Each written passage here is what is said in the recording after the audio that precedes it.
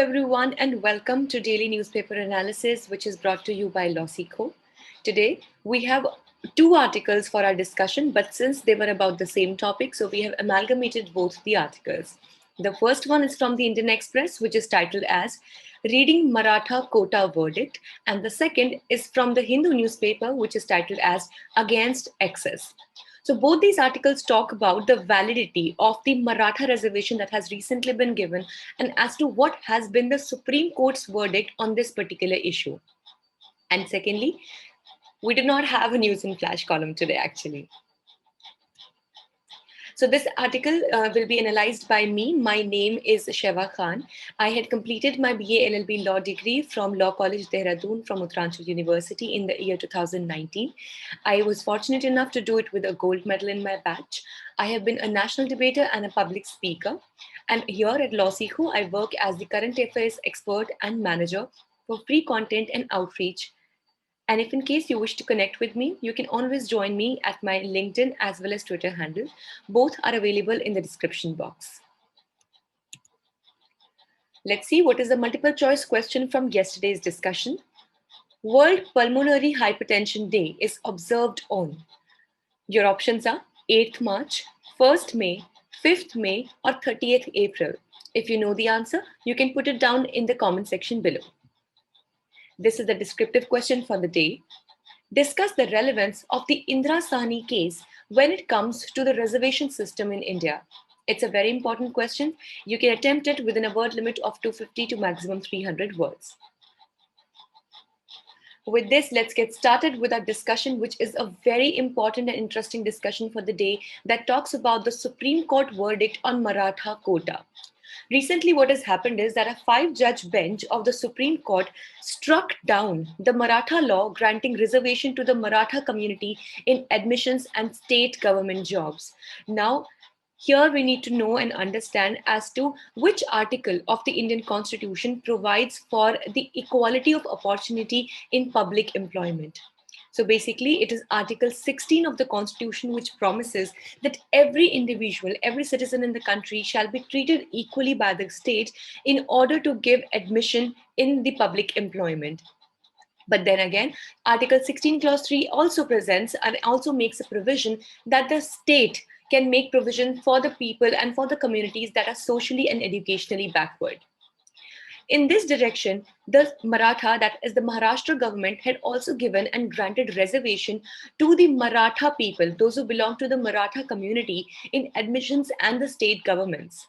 But then, why has this been struck down by the Supreme Court? So let's understand in detail as to what are the questions of law involved in this particular issue. The first one is whether the Indira Sahni versus Union of India 1992 judgment had to be revisited. So the 9-judge bench held that the criteria for a group to qualify for reservation is social and educational backwardness. And it also reiterated, which means that it repeated again that 50% limit or the 50% cap to vertical quotas, except in exceptional circumstances, should not be crossed. Now, here are two things that we should consider.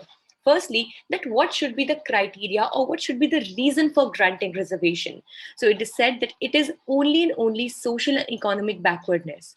Now, for sure, the EWS quota, which is the economically weaker section quota, must be coming to your mind. That how then the quota was allowed. So if you remember, even the EWS quota has been much debated, and even till date, many a times it is debated to be unconstitutional in nature. But currently, it is taken up, and many a times it is also taken up as an exception to the 50% quota as well. But still, as a general rule, the only criteria for reservation is the social and educational backwardness.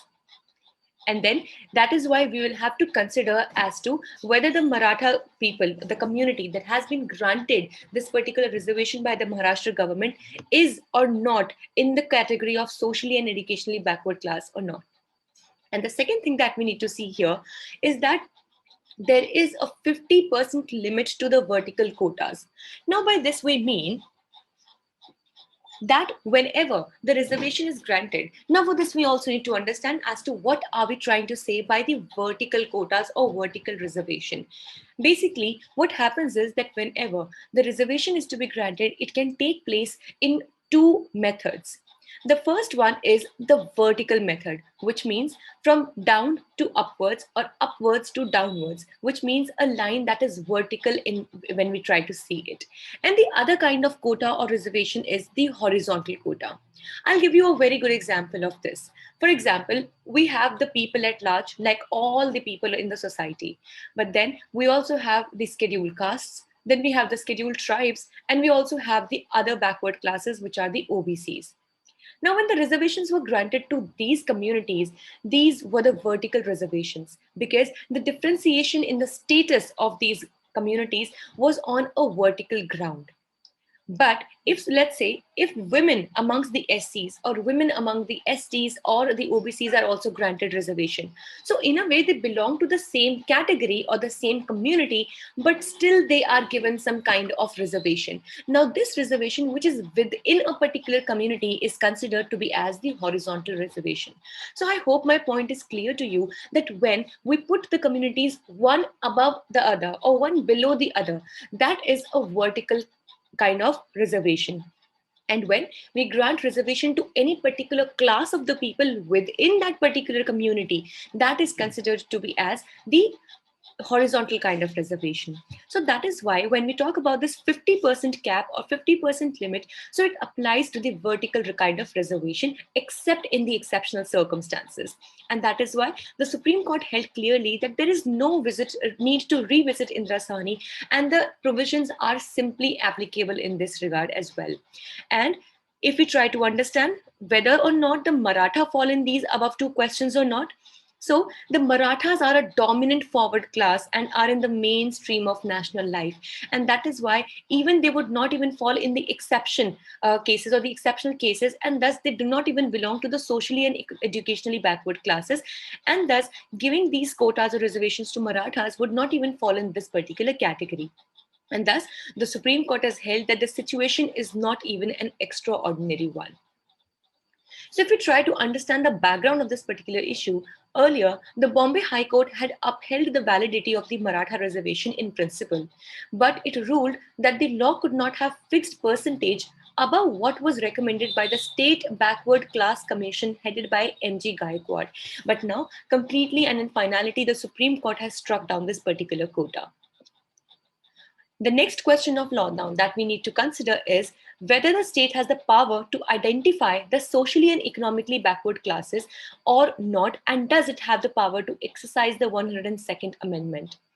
For this, it is very, very important for us to understand that the Supreme Court has held that the final say in regard to inclusion or exclusion in any of the lists of the socially and educationally backward classes is firstly with the president, and in case any modification, alteration, inclusion, further exclusion is to be made, so it will be done by the parliament.